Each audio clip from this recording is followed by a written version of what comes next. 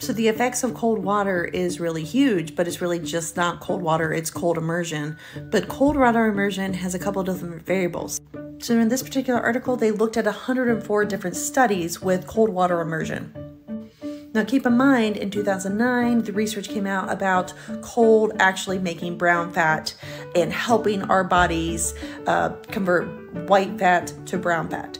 And then that was based on cold, but they were in a cold room, but it doesn't matter if it's cold room or cold water, it's just cold.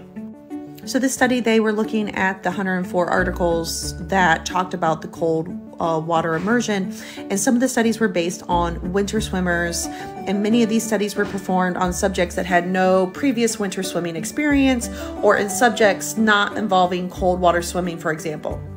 Sometimes the cold water immersion was a post-exercise treatment. The clear conclusion from most of the studies that were hampered by the fact that they were carried out in small groups, which means they don't have a lot of power, and it's kind of difficult to prove it to the masses.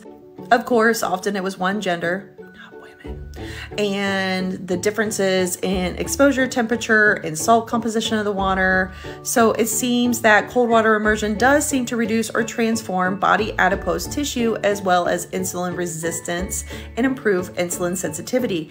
This may have a protective effect against cardiovascular, obesity, and other metabolic diseases, and could have some prophylactic health effects.